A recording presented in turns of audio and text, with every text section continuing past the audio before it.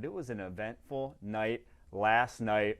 32 picks, 4 trades. The big one off the top that we're going to start with here, the Jaguars making the move of the night, going from number 5 all the way up to number 2. It cost them a lot to do so, but a franchise-altering move from James Gladstone, the 34-year-old GM, in his very first year. Liam Cohen, new head coach. What were your thoughts as that all went down? Because the rumors were spreading before, probably an hour and a half before we started hearing whispers of that number 2 pick being for sale. I actually got confirmation before the draft that it was going to happen.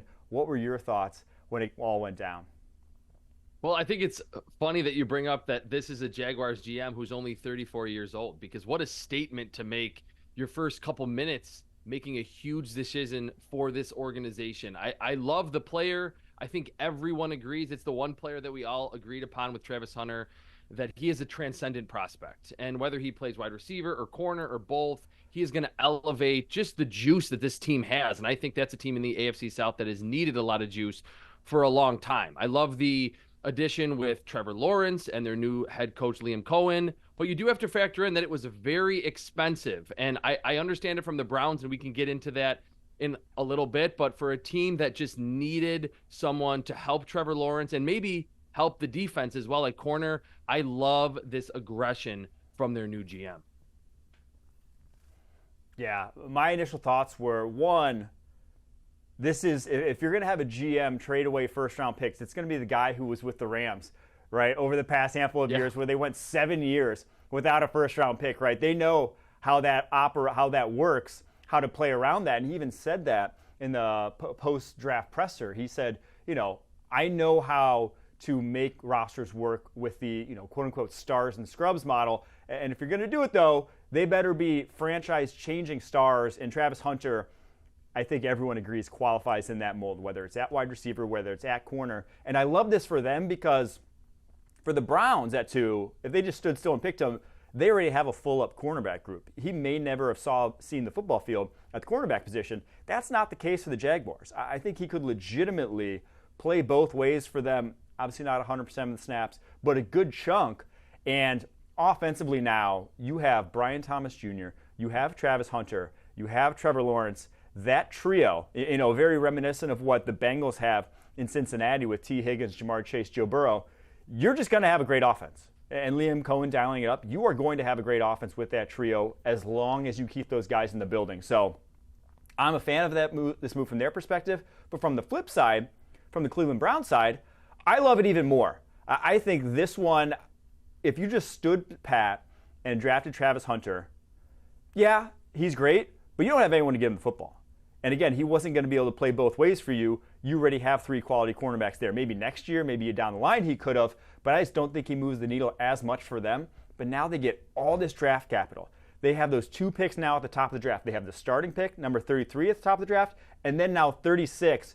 And we're talking about all these great guys still on the board. Mike Green from Marshall, Shedeur Sanders from Colorado, Will Johnson from Michigan. Like, they could add, everyone said get a wide receiver and a cornerback in Travis Hunter. Well, they could add both a wide receiver and a cornerback right here, right off the rip in the top of the second round. So I love it for them. They had to get cheaper. They had to get the cap relief. And they haven't had a first-round pick since 2021. And also, Mason Graham's a dog. Mason Graham is a darn good football player. I don't know where you had him on your board, but this guy was number 4 on my board. I thought he was a true, not necessarily blue chip type of prospect, because physically he doesn't fit that mold, but he had some of the best tape in this entire draft class, and very, very good tape historically when you compare him to defensive tackles. Yeah, I think if you're just grading the draft day navigation, you have to give a higher mark to the Cleveland Browns, because yes, it was probably very difficult and it was bold to move off the pick that ultimately could have landed you a true blue chipper in any class in Travis Hunter. But this is not a team that's ready to contend in what has become a really loaded AFC. And I like the return on investment potential for Mason Graham, who's only turning 22 in December or in September. And the fact that he was a 3-year big-time producer at Michigan, defensive tackle. If he's a good player, he can be an anchor on that defensive line for the next 7 to 10 years as this team really starts to rebuild. And of course, what you mentioned, getting the extra pick, potentially using that as ammunition to get a first-round pick quarterback next year. hats off to Andrew Berry. It was probably a difficult decision, but I think it was the right one for the long-term interest of this organization. The other big surprise for me, big storyline, another team that was a storyline coming out of last year's first round, they did it again. Terry Fontenot, the GM of the Atlanta Falcons, he drafts not one, but two edge rushers in the first round. Two of the biggest athletic marvels in this draft class. Jalen Walker at pick 15, a guy from Georgia who a lot of people had going top 10 in their mock drafts, fell to them, one of the best value picks per my board on the in the entire draft class. He was 5th on my board, goes all the way to 15. And then they move a future first-round pick to get back into the first round, 26 overall, trade up from 46 with the Rams, and go get James Pierce Jr., the Tennessee edge rusher. What were your thoughts on this Falcon strategy? So I was really at odds with what happened here because I loved James Pierce. I thought he was an elite edge rusher prospect. And if you would have told me, and if today we were talking about at 15 overall, the Falcons picked James Pierce, I would have said home run selection. Good job. But like you mentioned, they address what has been a huge need for the last 10 to 15 years for that organization at 15 with Jalen Walker, who's presumably and is best playing on the edge. And what was weird about the trade up for Pierce, one selection before that, the Giants moved back into the first round to pick Jaxson Dart, a quarterback.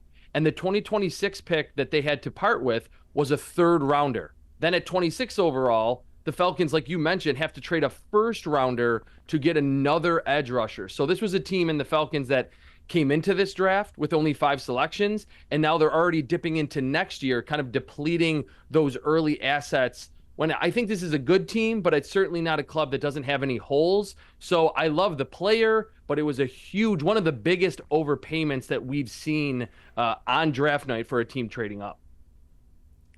Yeah, I think what they gave up, you better be confident in your evaluation on James Pierce, right? It felt like the Dallas Turner move last year from Minnesota. It's like you better think this guy, and that's why you do it, right? Is because more than likely than not, they had this guy as a top 10 player in this draft class or a top 10 sort of talent. That's the only way you justify the amount of draft capital they gave up to go up and make this swing. But I do think from a team building perspective, and again, we talked about the cap of the Cleveland Browns, the Falcons are in an interesting situation now where the two highest paid positions on a football field, quarterback, defensive end, edge rusher, they now are cheap for the next 4 years at minimum. Now, obviously, with Kirk Cousins and his contract, get that off the books. It's going to hurt them the next year and a half, or 2 years. But after that, so when these guys are all hitting their prime, when Penix is hitting their prime, when Jalen Walker and James Pierce are hitting their prime, all of them are cheap. So there is that window that you're kind of playing for now, and that I think they're trying, and why they make this move, is they're trying to line it up for, I guess that'd be 2027. You have a great cap window. You can add a ton of talent in free agency for that year. And if you draft well and you hit on these guys, all of a sudden you have a team that's very much ascending and can make a play at a run for a Super Bowl championship there in Atlanta. All right, those were the biggest surprise trades for me. The biggest surprise picks, though, may have been the one that didn't get picked for some people.